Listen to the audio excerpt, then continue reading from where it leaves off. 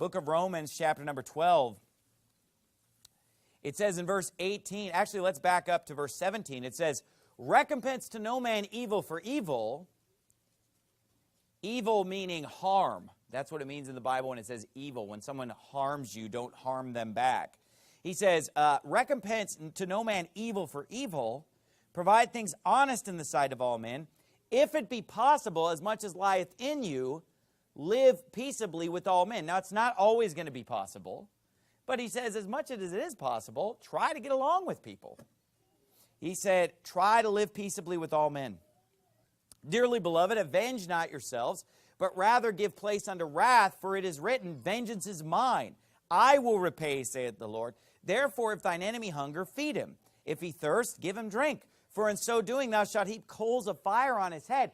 Be not overcome of evil, but overcome evil with good. So think about in your neighborhood. You live in a neighborhood that's probably filled with unsaved people. It's probably not just saved people up one side of the street and down the other, or in the apartment where you live, or wherever you live. You're probably surrounded by the heathen, right? So what do you do in that neighborhood? I'll tell you what I try to do. As much as is possible, I try to live peaceably with all men in that neighborhood.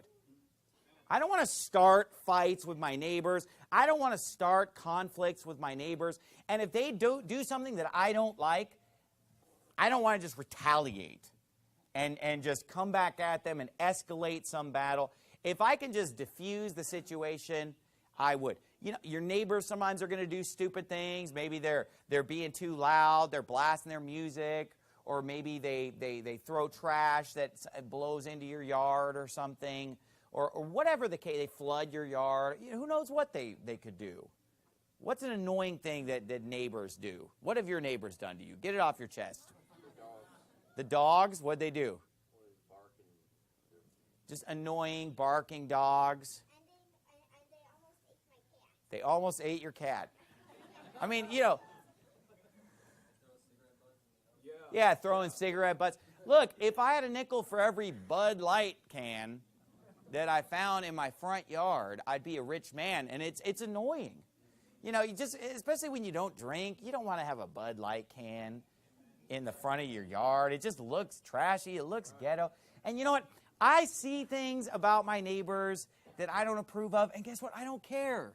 I don't worry about it. I don't stand in judgment of them. I don't try to fix everything about them. It's not my job. It's not my place. And you know what? If they throw trash in my yard, I don't have to go throw trash in their yard or take that same trash and throw it in their yard. Yeah, it's in your yard where it belongs now. Or to go to them and knock on the door and start a fight about it. You know, you got to just let things go. Right. If they throw trash in your yard, pick it up and put it in the bin. And it's a terrible thing to do, to litter like that. But at the same time, what's more important? Keeping peace with your neighbors than to just pick fights about dumb little things. Don't sweat the small stuff. Right.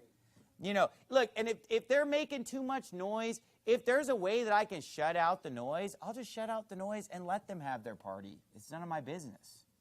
You know, unless it just comes to a point where it's really infringing on me and I have to deal with it or whatever. You know, I'd rather just find ways to peaceably live with my neighbors and get along.